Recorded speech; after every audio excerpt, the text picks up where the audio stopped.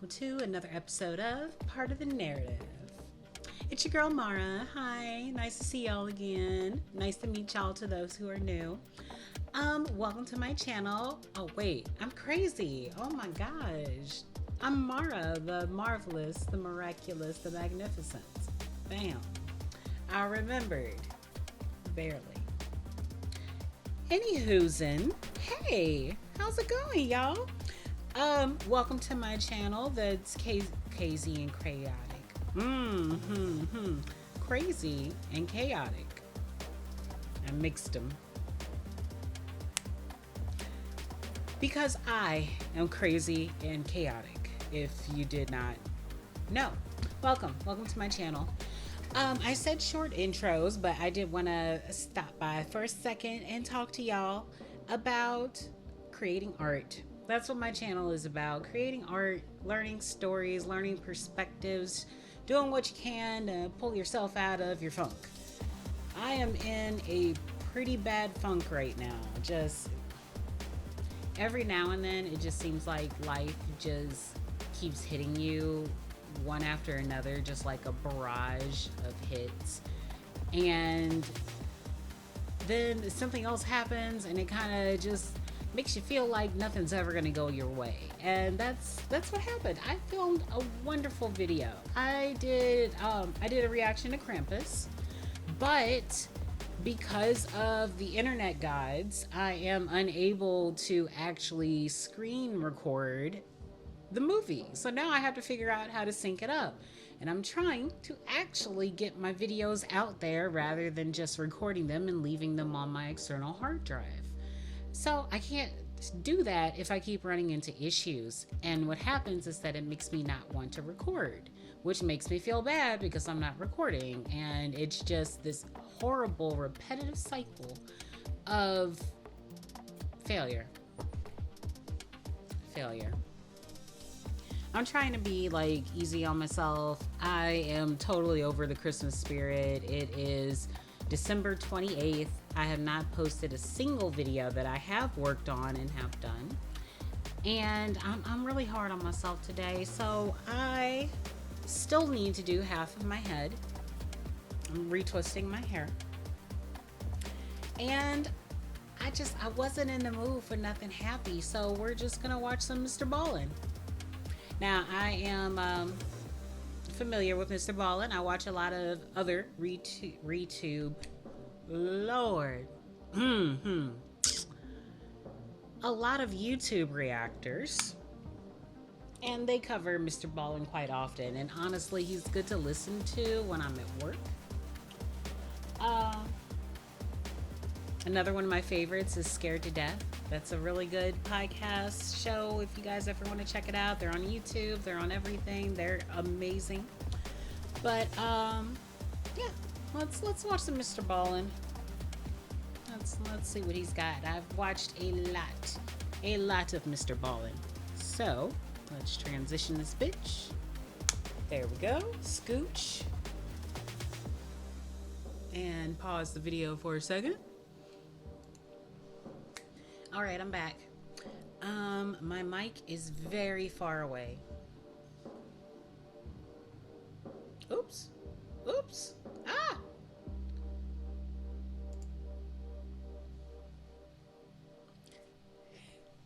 I'm all right, y'all. I know I got problems. Don't worry about it, okay? I'll be all right. I forgot my light. I forgot my twinkle lights. Guys, I'm just not happy. I'm so close to having this set up, like, perfected, and it's close. It's not there, but it's close. Wait.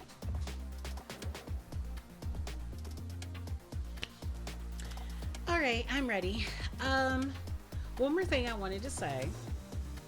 I always go to Disney movies when I need some inspiration when it comes to, like, art, creativity, and everything. I go to Disney movies because they're really great. They're really freaking great at that. They just really inspire you to just go out and live life. There's always something that throws you off your track. You can plan all you want, but there's always going to be something, and you have to pick yourself up and keep going. A really good example of that is Moana. I love me some Moana. She's the movie. She's great, and the movie is great on its own. Um, just a wonderful movie. Point is, she failed many times. Maui failed many times. But they kept going. They tried again. And they tried a third time. And eventually they reached their goal. I know it sounds all nice and neat on paper, but living in real life is real difficult. Especially when you know it's not a Disney movie. It's not. Not everything's gonna work out in the end. But I'm gonna do my best. I'm gonna do my best to keep going. Keep going. Keep fighting, y'all. Everybody keep going, keep fighting. So we're watching MrBallen. I think I haven't seen this one. Soon as he graduated. And while he was in his final... Damn it. I've seen this one. I don't like stuff with little kids. Oh shit. AOK is live right now. Damn, it's alright. I'll watch it later. Okay, let's try this one. Maybe I have not seen this one.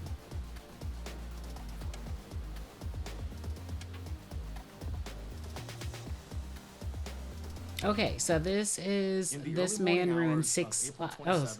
This man ruined 6 lives in 6 seconds. Oh my gosh, I am struggling tonight. When the homeowner answered it, what they would hear would instantly ruin their lives. But that phone call was nothing compared to the call they got 5 weeks later.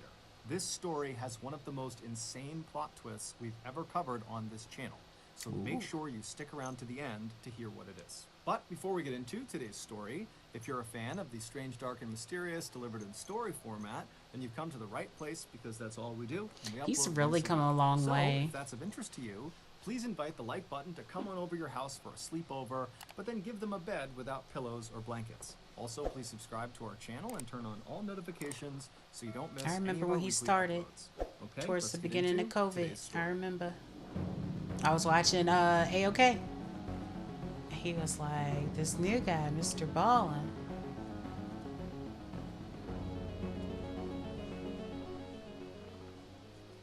On Wednesday, April 26, 2006, a bright, beautiful, outgoing 18-year-old named Whitney Sarek began making her way across her campus towards her lecture hall where she had a class that morning.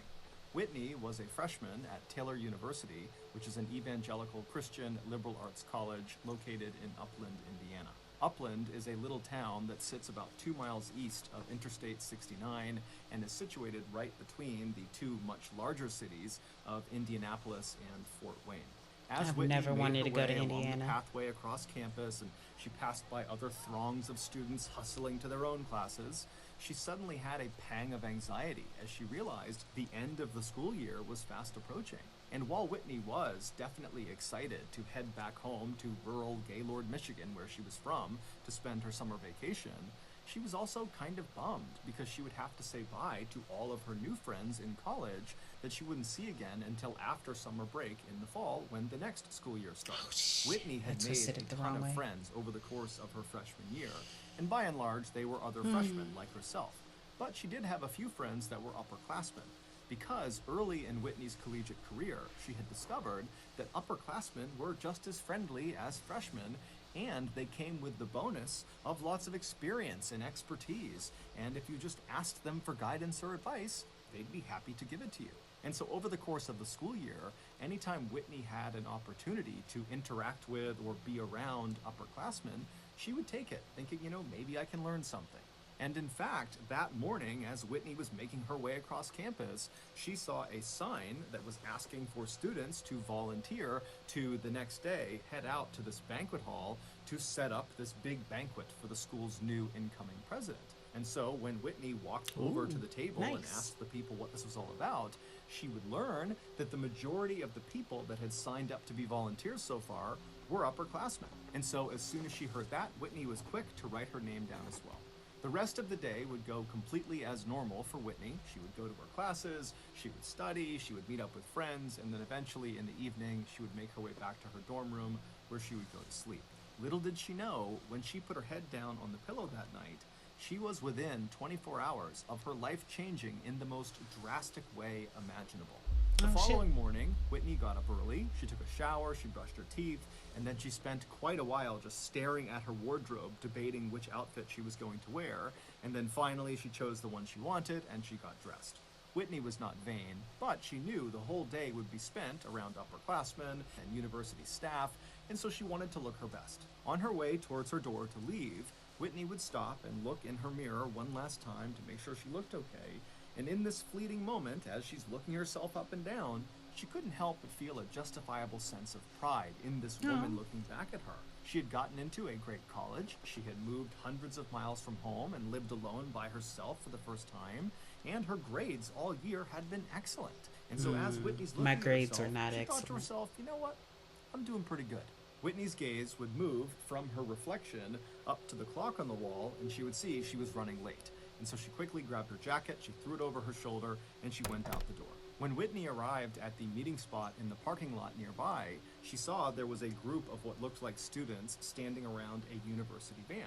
And so Whitney walked up to them, and sure enough, this was the group of volunteers. It consisted of 7 other Taylor students, most of which were seniors, and 1 university staff member. And so Whitney didn't know any of them, and so she quickly introduced herself, everyone said hi, and then because Whitney was the last person they were waiting on, very quickly after she arrived, they were kind of ushered into the van, and then the van pulled out of the parking lot and began heading north towards Fort Wayne. Fort Wayne was where the banquet hall was. It was located about an hour north. At some point during this drive north, Whitney struck up a conversation with a 22-year-old senior named Laura Van Ryn, who was sitting right next to her. Whitney and Laura were total strangers, but they looked so similar physically. They were both tall, blonde, and very slim, that when they first got onto the van, one of the other volunteers actually asked them if they were related. But it wasn't just physical similarities that Laura and Whitney shared. Once they got to talking, Whitney would learn that Laura had also grown up in a small rural Michigan town. It was called Caledonia, and it was located only a couple of hours south of Gaylord, where Whitney had grown up. After the van finally arrived in Fort Wayne, the volunteers got out, they went inside of the banquet hall building, and for the next several hours, they set up tables and chairs, they put out silverware, they hung up decorations, and the whole time, Laura and Whitney just stayed close together, continuing their friendly banter.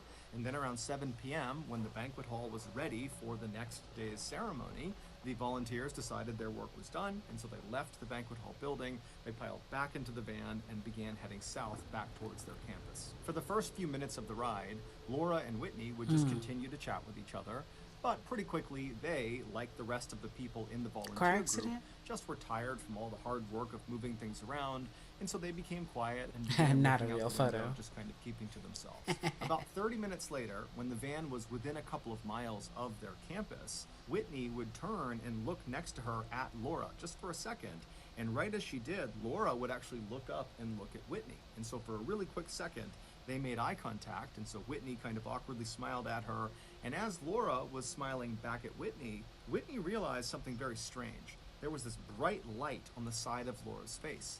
And then seconds later, that bright light had grown, and the entire interior of the van was completely whited out. And then a second later, someone towards the front of the van yelled, "Oh my God, no!" And then the van went completely silent. I've been in car accidents before. I know exactly what that's like.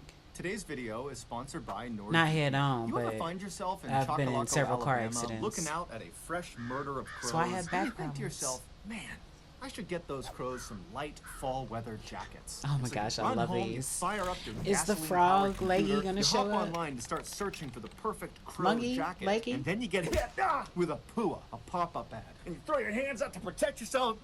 You're hit with another PUA, and before long you're on the ground. You're calling out for your crow friends to come save you, but they're so chilly without their jackets, they can't flap their wings fast enough to get to you, and so scared and alone on the ground, you die.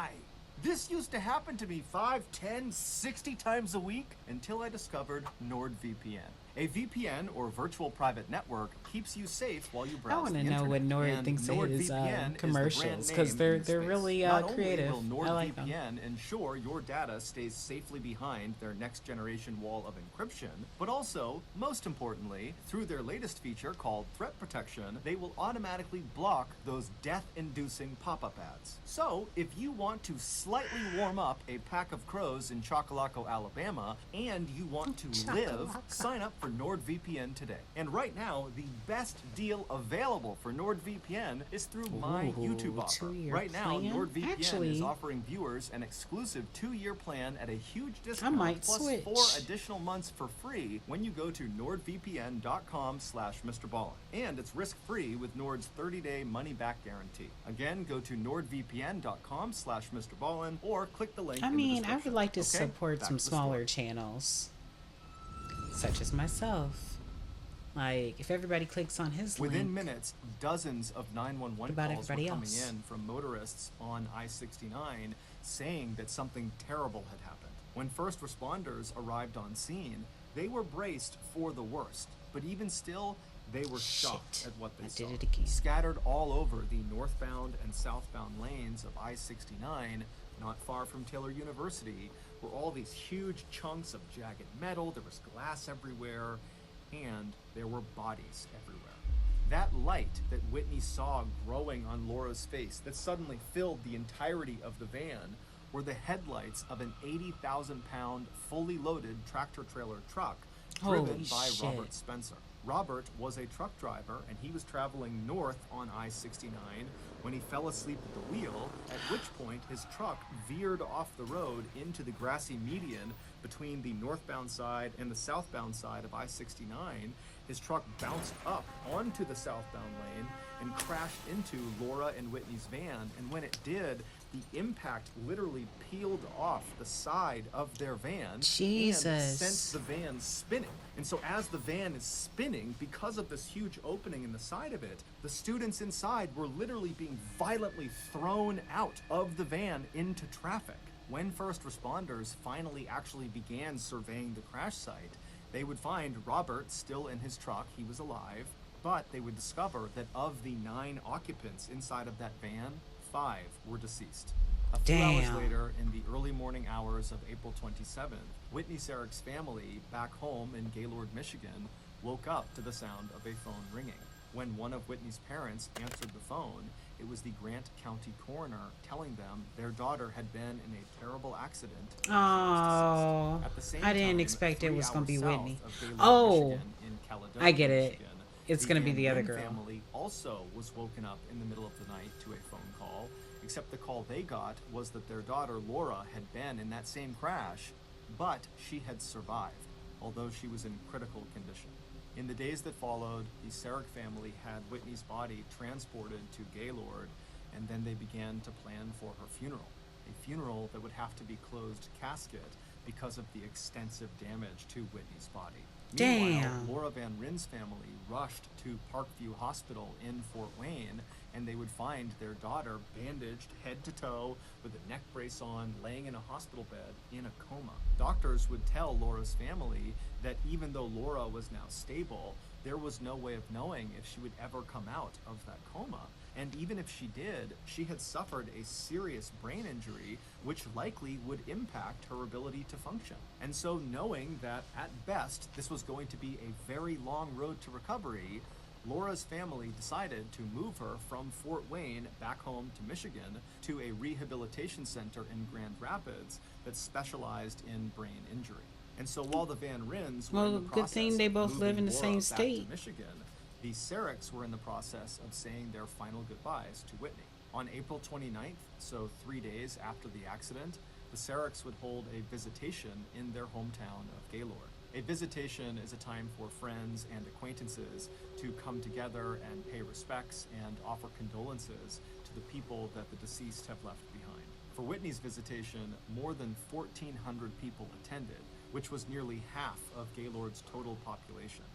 The following day, on April 30th, Whitney was buried. At the same time, Laura's family, who had been taking turns keeping a 24-hour bedside vigil with Laura in the Grand Rapids facility, were given some incredible news. Based on brain scans, it looked very much like Laura would wake up from her coma, although there was no timeline. Over the next couple of weeks, Laura remained comatose, but her body would slowly begin to heal, and all signs seemed to be pointing towards her eventually making a recovery. And then on Tuesday, May 16th, so 20 days after the accident, Laura woke up from her coma. And amazingly, at first, it seemed like her brain was functioning the way it should be. The family could not believe their luck. This was a miracle. Over the next few days, Laura would slowly regain her strength to the point where she could move some limbs and she could sit up in her bed. And then as for her cognitive function, it seemed like she was making strides, but then she would do something that would make doctors and her family and everybody around her start to question if her brain really was okay. On Monday, May 22nd, so 1 week after Laura had woken up from her coma, she was sitting in her hospital bed with her physical therapist right next to her, and her family was in the room as well. And at some point, her physical therapist handed Laura a pencil, and then she put a pad of paper in front of her. And then the therapist told Laura to write a word down that was very specific. It was a word that Laura should know well, and a word that Laura should be able to spell. And so after Laura kind of gave a nod, saying she understood the assignment, Laura took the pencil and very awkwardly and painstakingly wrote out a word. But when she was done, and the therapist looked at what she had written, it was wrong. It didn't make any sense. And so she asked Laura to do it again. And so Laura, with even more determination, would try to write this word. And once again, she wrote the same word, the same incorrect word. And so it was at this point that the therapist and the onlooking family started to realize that, her injury to her brain might be more extensive than we thought. However, as everyone in that room would soon find out, that was not the case. There was something much, much bigger going on. Back on April 26th, just minutes after the car accident, first responders began moving about the crash site to figure out who was deceased and who was still alive. When they found Laura, she was barely clinging to life on the side of the road, and so they rushed over to her. They put her on a stretcher along with her purse, which contained her driver's license. They put that all together, they put her on an ambulance, and they sent her to the hospital. Once Laura arrived at the hospital, doctors would use her driver's license inside of her purse to identify her, and then they began wrapping her head to toe in bandages. Man, if that's and the casts. twist. And when bandages began coming off, I hope over that's the not it, following 'cause I guessed weeks, it too It was soon. immediately obvious to everyone that this accident had significantly altered Laura's physical appearance, most notably her teeth. They almost looked like they had been shifted to one side in her mouth. That's However, what I was to gonna Laura's say. What family, about their they didn't teeth? care how she looked. They only cared that she was still alive. But on Monday, May 22nd, when Laura was handed that piece of paper and a pencil, and she was told to write her name, she did not write Laura, Laura. She wrote Whitney. Whitney, Whitney. It would turn out a colossal mistake was made, and nobody caught it until that moment.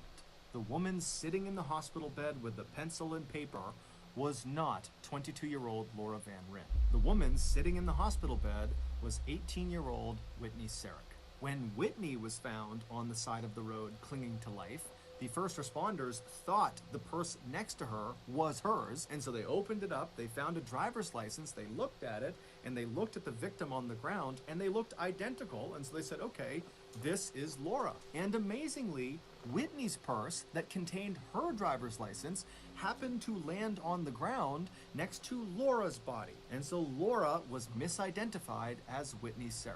A week after Whitney had written her name down on that pad of paper, it was officially confirmed that this was a case of mistaken identity. And so once again, the Sarek family received a call in the middle of the night from the Grant County coroner. Except this time, they were telling them that your daughter did not die in that car accident. She's alive. She's in Grand Rapids waiting for you. And so the Sarek family, they were completely shocked. They wanted this to be true, but it just seemed too good to be true. They had had a funeral for Whitney. They had buried Whitney. Except, because it was closed casket, they never saw Whitney. And so the Sareks hopped in a plane, they flew to Grand Rapids, and they walked into that hospital room, and there on the hospital bed was their daughter Whitney with her arms outstretched, crying, calling for her parents. Well, this, of course, was a miracle for the Sareks. It was, at the same time, a complete nightmare for the Van Rins. They had had their suspicions that something was off about their daughter, most notably her teeth, because they just didn't look like their daughter's teeth.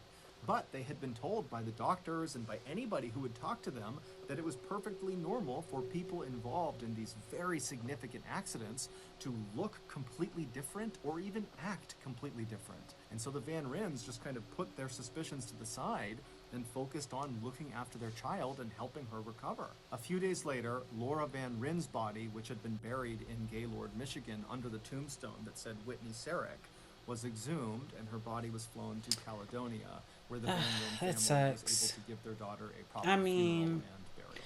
Good for Even the though other Whitney family, and Laura but had only damn. known each other very briefly during that volunteer event in Fort Wayne, their families would forge a bond over this shared trauma. And in 2008, 2 years after the crash, the Sareks and the Van Rins would co-author a book about their experience in going through this horrible event from each of their perspectives. That book is called Mistaken Identity: Two Families, One Survivor, Unwavering Hope. Also that year, on April 26th, so the second anniversary of the accident, Taylor University would dedicate a prayer chapel to the 5 victims. Since the crash, Indiana has changed their state's protocols and procedures for identifying accident victims to ensure this type of mix-up can never happen again. As for Robert Spencer, the truck driver who caused the fatal accident, he would be sentenced to 4 years in prison. That's it for killing 5 people? So that's gonna do well, it. he fell If you got something asleep. out of today's Shit. episode, and you haven't done this already, please invite the light I hate button to come over to accidents. your house for a sleepover, Accidents but then be the give them a worst. bed with no pillows or blankets. Also, please subscribe to our channel and turn on All all right. Well, notifications I said I was going to do so you shorter don't miss any of our weekly videos. This one was 19 minutes, which isn't that short. Transition. I'm getting used to it, y'all. I'm getting it. Well, thank you all for joining me. I am upset, I guess, the twist so soon, but hey, I'm a smart cookie. What can I say? Anyway, thanks for stopping by. Come by again. Don't find the time, make the time. Stay passionate, and I wish you every happiness. Oh God, I really got to write these things down. And I wish you every happiness, just all the happiness, all of it. You get it all. Good night.